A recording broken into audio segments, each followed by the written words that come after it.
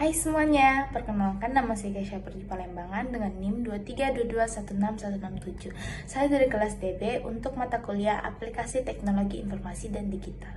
Jadi di sini saya akan menjelaskan bagaimana tools dari Gen AI membantu saya di dalam menunjang pembelajaran saya sebagai seorang mahasiswa di Universitas Sanata Dharma. Nah, di sini saya akan menjelaskan dua kelompok tools dari Gen AI. Yang pertama ada membuat teks dengan ChatGPT, lalu yang kedua ada generator PPT dengan aplikasi Gema. Nah, berikut langkah-langkah bagaimana saya menggunakan dua kelompok AI ini. Selamat menonton. Nah, jadi langkah pertamanya kita langsung aja masuk ke Chrome, kemudian kita cari ChatGPT. Nah, setelah itu kita masuk ke Chrome-nya. Saya biasanya menggunakan ChatGPT ini sebagai referensi saya di dalam mau membuat lisan. Nah, contohnya seperti sekarang ini, saya mempunyai tugas manajemen pelajaran mencari tahu apa sih perbedaan galon isi ulang aqua dengan galon sekali pakai literal. Nah, setelah itu saya biasanya share referensinya di ChatGPT ini. Nah, saya ketik di sini, kita langsung aja ketik, berikan saya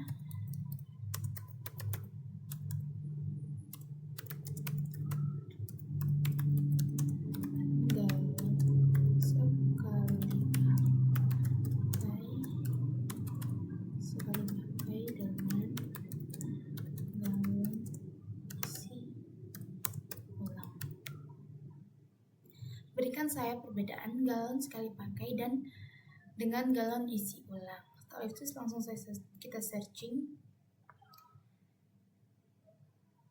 Nah, setelah itu keluarlah seperti ini. Biasanya saya membaca ini terus menjadikan referensi saya di dalam membuat lisan. Seperti itu, ini kan. Galon sekali pakai adalah galon yang hanya dapat digunakan sekali dan biasanya dibuang setelah habis digunakan. Biasanya terbuat dari plastik tipis dan dirancang untuk pengguna sementara. Sedangkan galon isi ulang adalah galon yang diisi ulang berkali-kali dengan air minum atau cairan lainnya. Mereka biasanya terbuat dari plastik yang lebih tebal atau bahan lain yang lebih tahan lama untuk penggunaan. Keuntungan dari galon isi ulang adalah dapat mengurangi limbah plastik karena dapat digunakan kembali, sedangkan galon sekali pakai lebih praktis karena tidak perlu dipikirkan pengisian ulangnya. Tapi karena ini menurut saya masih kurang, mungkin kata-katanya harus kita ganti lagi seperti ini. Apa perbedaan galon isi ulang dan galon sekali pakai? Nah, kalau kita masih kurang, kita masih bisa lihat lagi, searching ulang lagi. Nah, seperti ini. Nah, apa cara kita mengetik cara kita mengetik juga biasanya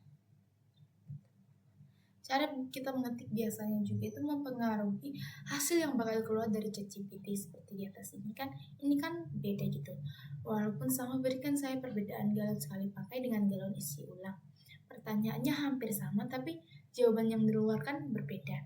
Nah, seperti ini. Apa perbedaan galon isi ulang dan galon sekali pakai?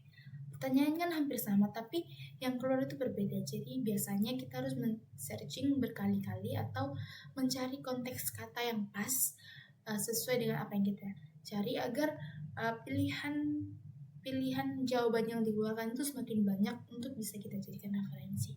Nah, seperti ini kan, ini lebih jelas gitu. Udah dikelompok-kelompokkan mulai dari ketahanan dan kekuatannya, kemungkinan penggunaan berulangnya, kemudahan mengelola limbahnya, harga dan biaya dan kesediaan dan aksesibilitasnya.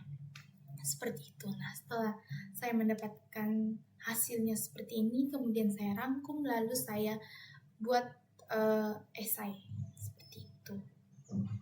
Begitu cara saya memanfaatkan aplikasi ChatGPT ini sebagai penunjang pembelajaran saya sebagai seorang mahasiswa. Terima kasih. Semoga dapat bermanfaat. Nah, baiklah, selanjutnya saya akan memberitahukan bagaimana cara membuat PPT dalam 5 menit menggunakan AI Gemma Up. Nah, langsung aja kita searching Gamma AI.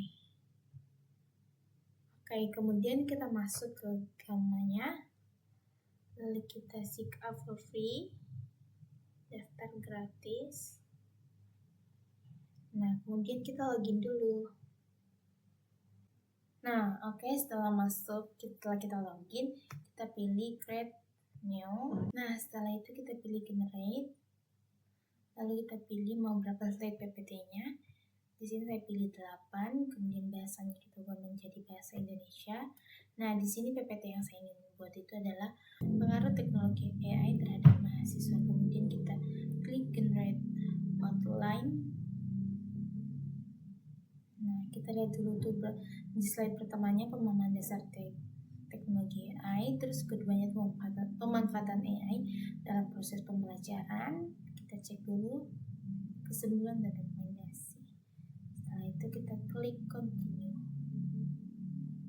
Kita tunggu. Nah, kemudian kita pilih temanya. Kita mau tema yang seperti apa. Kita klik generate.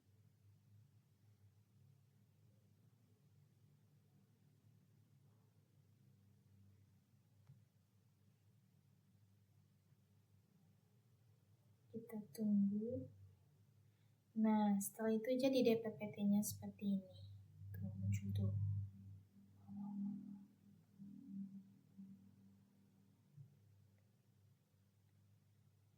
Langsung jadi dalam waktu 5 menit.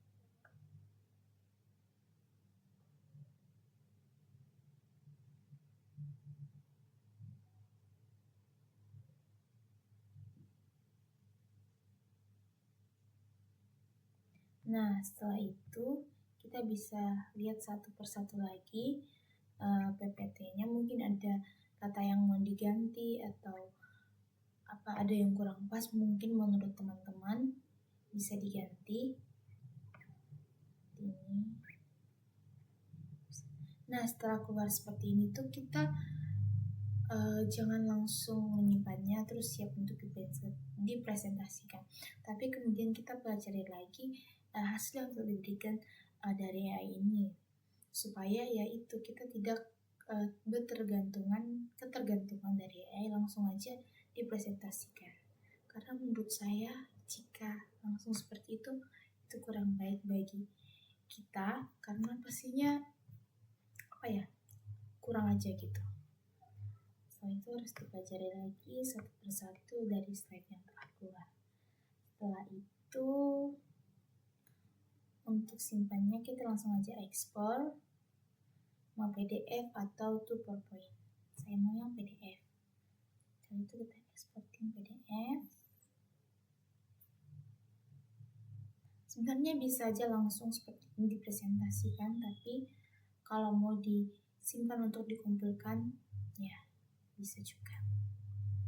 Oke deh, setelah itu, nah jadi deh PPT-nya. Oke, sekian dari saya untuk cara membuat PPT dalam 5 menit menggunakan aplikasi Gamma. Semoga ini bermanfaat dan dapat membantu teman-teman dalam penunjangan pembelajaran. Sekian dan terima kasih. Nah, begitulah cara saya memanfaatkan AI itu sebagai penunjang pembelajaran saya sebagai seorang mahasiswa. Semoga apa yang saya sampaikan saat ini dapat membantu teman-teman di dalam mengerjakan tugas atau lain sebagainya. Semoga kita semua dapat dengan bijak menggunakan AI ini supaya tidak merusak pemikiran kita sebagai seorang mahasiswa, namun dapat kita manfaatkan sebagai referensi kita dan mempermudah kita dalam mengerjakan tugas. Sekian dari saya, terima kasih, semoga bermanfaat.